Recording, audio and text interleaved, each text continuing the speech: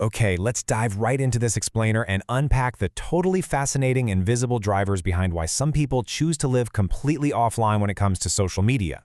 We live in a world where billions of people check Facebook almost as a reflex, kind of like grabbing a morning cup of coffee. Yet, there's this really distinct group of individuals who rarely open the app, or maybe they never even bothered to create an account in the first place. Today, we're going to explore the hidden psychology behind these everyday choices.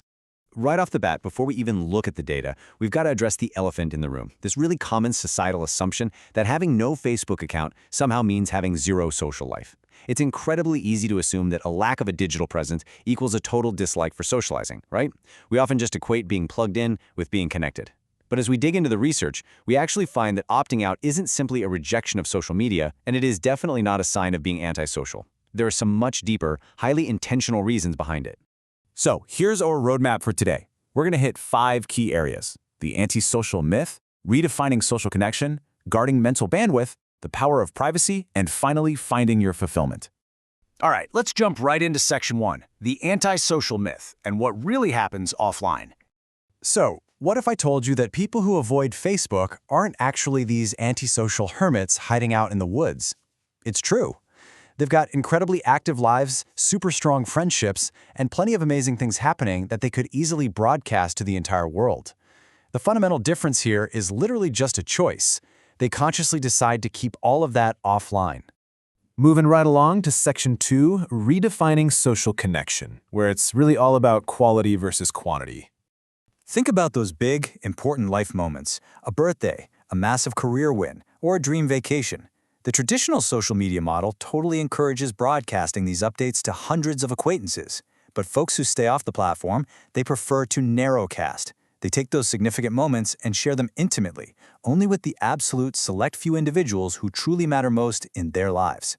Because for them, the real magic, the actual psychological fulfillment, comes directly from the experience itself. They don't need external validation from a giant audience to make an event feel real or valuable. Ask yourself, does a special moment feel more real to you before or after the digital applause? For these individuals, fulfillment comes from the lived moment, not the public recognition that follows it. Think about the architecture of Facebook. It is fundamentally designed to encourage broad communication through comments, rapid-fire reactions, and massive public discussions. It's built for wide, super-fast engagement. But some people are just wired with a different set of needs. They simply aren't looking to cast a huge net for shallow interactions. Actually, for a lot of these folks, just one single, deep, meaningful conversation charges their social battery way better than dozens of quick online pings. It's a stark, highly intentional preference for depth over breadth. For them, quality absolutely matters way more than quantity. Which brings us to section 3, guarding mental bandwidth, the battle for focus and peace. You know the drill. Every single notification ping, every post scrolling through your feed, and every algorithmically generated recommendation. These aren't just random features. They are heavily engineered digital elements designed specifically to constantly compete for your attention, creating this endless barrage of digital noise. We've all had our focus completely hijacked by our phones, right? Well, by recognizing just how easily their attention can be pulled away, some people proactively defend their time by stepping away completely.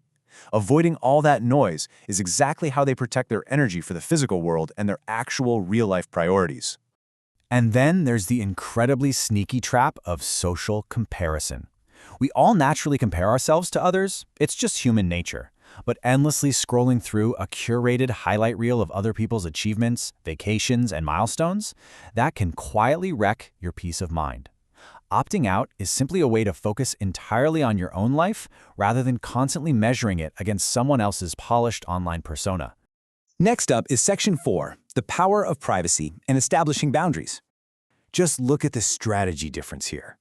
While the standard digital approach, the Facebook way, is all about large audiences and very public displays of personal milestones, the non-user way is entirely different. They actively manage their boundaries. They keep things strictly within a trusted circle and fiercely decide exactly who knows what about their personal lives. Psychologically speaking, keeping relationships and experiences within that trusted circle provides a really profound sense of security. It gives them a vastly stronger sense of comfort and control over their own narrative. It isn't about being secretive at all. It's about highly intentional privacy.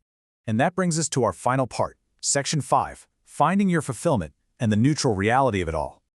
Here is the completely neutral truth.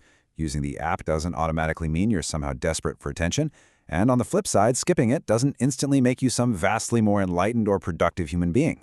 These are literally just two very different approaches to achieving the exact same human goals.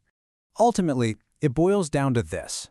People have different ways of connecting with others and finding fulfillment.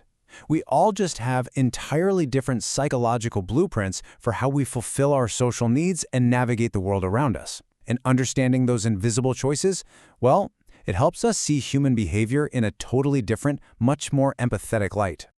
So, I want to leave you with this final thought to chew on about how you choose to experience the everyday moments of your own life.